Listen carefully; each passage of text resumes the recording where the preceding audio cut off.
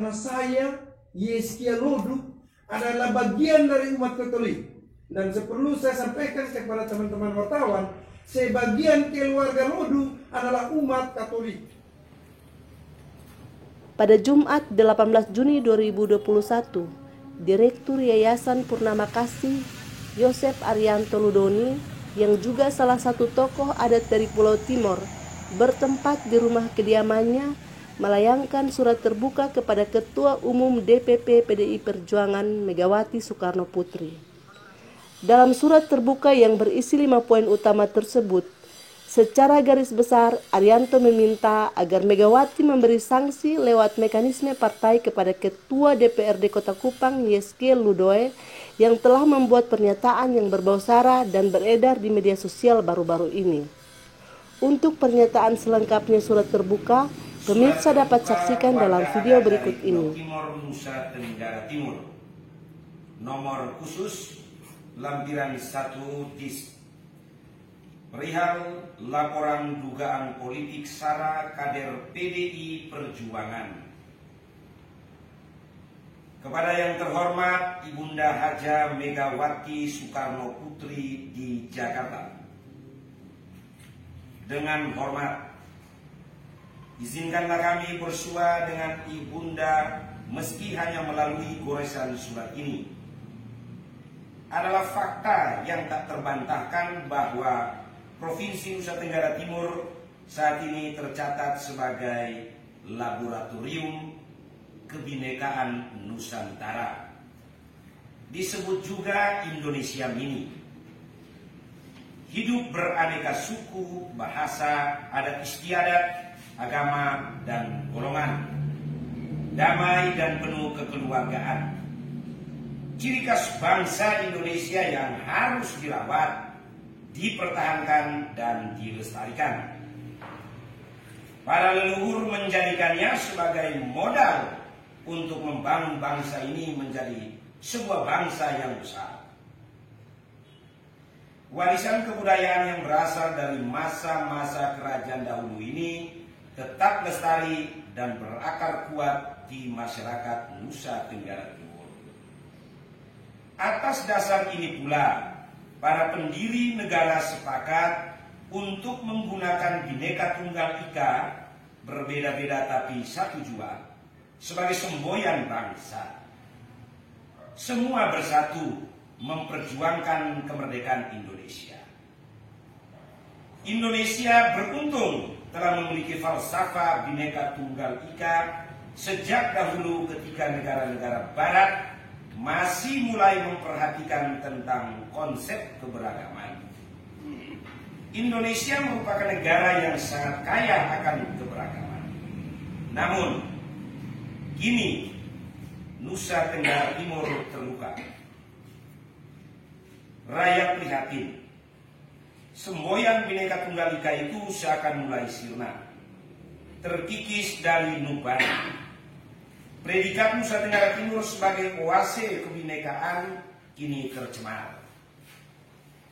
Terbaru, oknum Ketua DPRD Kota Kupang yang adalah kader PDI Perjuangan YL diduga tidak santun dalam membuat pernyataan publik. Pernyataan yang diviralkan melalui video itu mendikotomikan suku dan agama untuk tujuan politik yang tidak populer. Bahkan dengan lantang dan tegas, sang kader meminta media menulisnya. Tersirat, sang kader secara sadar dengan tahu dan mau melakukannya, mencoreng martabat rakyat Nusa Tenggara Timur.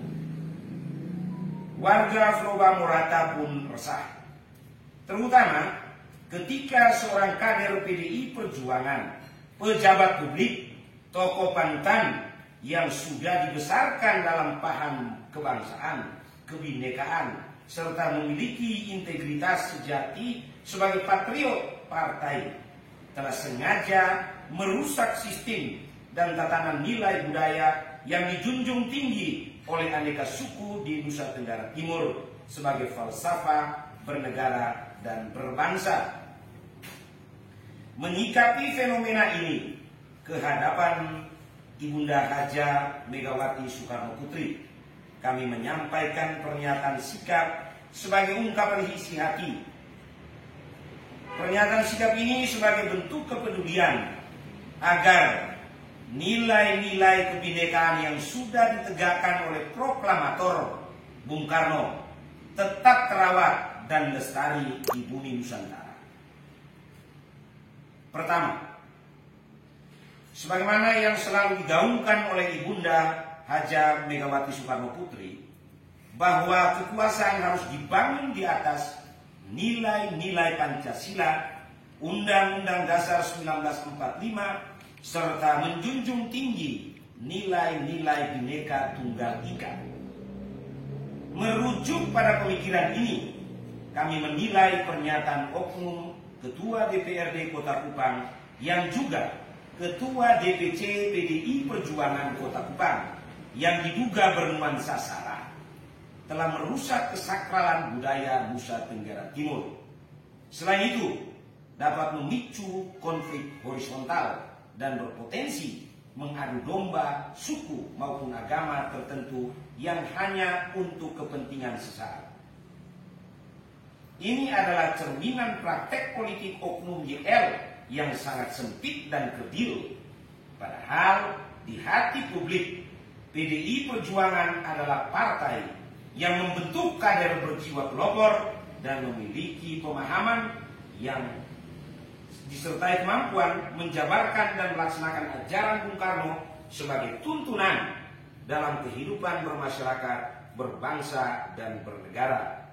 Karenanya, oknum YL yang telah melukai hati rakyat Nusa Tenggara Timur ini agar diberhentikan dari jabatannya sebagai Ketua DPRD Kota Kupang dan jabatan Ketua DPC PDI Perjuangan Kota Kupang.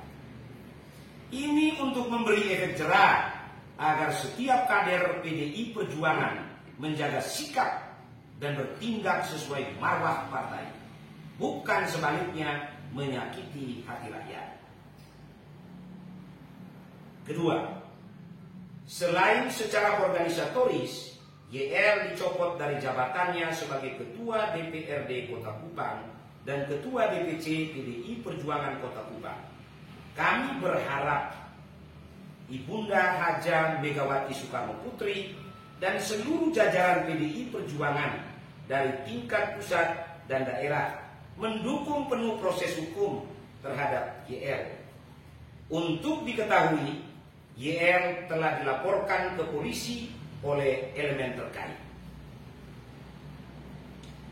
Proses hukum dilakukan agar YL dan kader PDI Perjuangan lainnya bertindak santun dan menjaga tata krama dalam menjalankan peran dan fungsinya yang diemban, tidak membelot dari ideologi partai.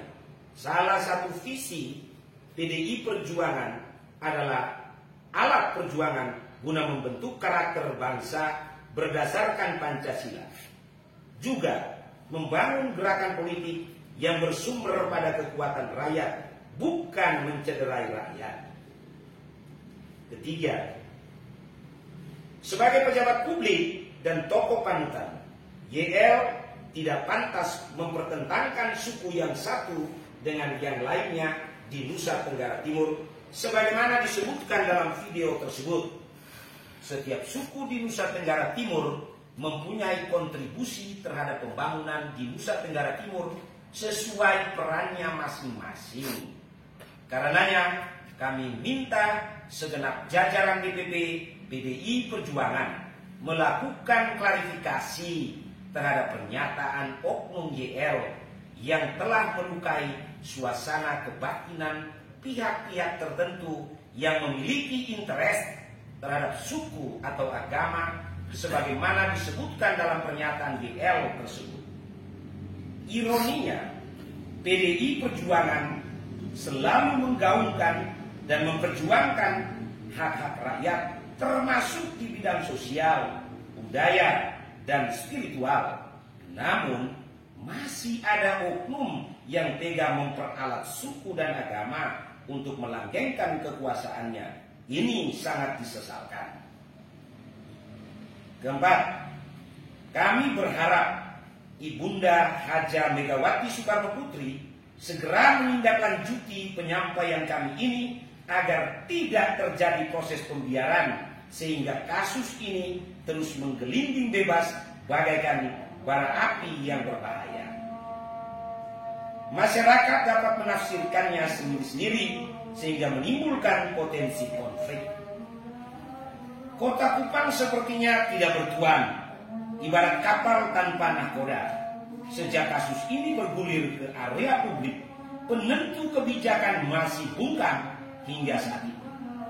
Tidak segera melokalisir kasus ini dengan memberikan pernyataan atau imbauan yang menyejukkan untuk menenangkan rakyat serta menyelesaikan kasus ini pada kesempatan pertama. Pada kasus ini dibutuhkan pemimpin yang mengayomi dan melindungi masyarakat dari potensi konflik horizontal. Muaranya agar masyarakat Kota Kupang tidak dikotak-kotakan berdasarkan suku dan agama serta identitas lainnya. Peran ini tidak dimainkan secara maksimal oleh penentu kebijakan kita. Silakan masyarakat menilainya. Kelima, sebagai masyarakat awam dan budaya yang bersimpati pada perjuangan PDI Perjuangan, kami turut prihatin jika kemudian hari perjuangan Partai Wong Cilik ini mulai ditinggalkan rakyat Nusa Tenggara Timur karena olah satu oknum saja. Demikian pernyataan sikap kami. Besar harapan sebagai partai yang menjunjung tinggi keberagaman, Pancasila, Undang-Undang Dasar 1945, Bhinneka Tunggal Ika, serta menjaga keutuhan Negara Kesatuan Republik Indonesia.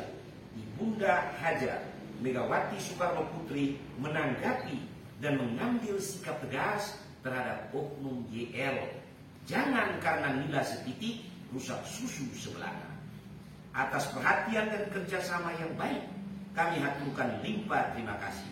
Semoga Tuhan memberkati Ibunda Haja Megawati Soekarno Putri dan seluruh keluarga besar PDI Perjuangan. Kupang, 17 Juni 2021. Mewakili suku terkait di seantero Pulau Timor, Yosep Arianto Nuroni. Meonaik Teflopo, Andipah Timor. Dalam kesempatan ini, sebagai pimpinan Ketua DPRD Kota Kupang, saya menyatakan secara pribadi dan sebagai Ketua DPRD Kota Kupang, keluarga, menyampaikan permohonan maaf kepada pimpinan umat Katolik, mulai dari Bapak Uskup, Bapak Pastor, dan para tokoh etnik suku Flores dan segenap umat Katolik apabila yang telah dipublikasikan oleh seseorang di medsos adalah sebuah kekeliruan. Demikianlah klarifikasi yang saya buat. Terima kasih. Karena itu kami minta pihak keadilan penegak hukum di negeri ini untuk mengusut tuntas kasus ini. Jangan pernah biarkan kasus ini supaya tidak terjadi memuncul lagi kasus-kasus berikutnya. Kami harap pihak keamanan, kepolisian, Polda NTT untuk mengurus tuntas kasus ini. Kajian, kita butuh sebuah waktu, domain waktu, durasi waktu supaya kita dalami. Baru kita buat pernyataan, sehingga mulut dan sikap dan tingkah laku kita seirama dengan kenyataan yang ada. Yang paling utama adalah ketika kita berbicara, kita komit dengan apa yang kita bicarakan dan perbuatan yang kita buat. Dan itu tentu berpijak pada kajian. Terima kasih. Mungkin juga karena ini proses ini kan sudah ada kelompok-kelompok masyarakat yang sudah melaporkan ke Polda. Apakah tidak mendorong itu agar segera pihak polisi segera menindaklanjuti? Di surat itu untuk Ibu Mega sudah mencuat dengan jelas. Tapi sebagai teman wadah tentu kita butuh ketenangan, ya, melindungi semua rakyat kita yang menjunjung tradisi-tradisi keberasaan mereka dari berbagai pulau, gugusan pulau di NTT yang hidup berdampingan di kota ini, yang memiliki peran kontribusi partisipatif membangun ini ibu kota provinsi, karena kota Kupang adalah biji mata Nusa Tenggara Timur. Kalau mata kita kabur, mata kita rusak, kita tidak bisa hidup baik. Demikian Henrikus Mamun, kontributor Kupang melaporkan untuk Beta Butu News. Cukup.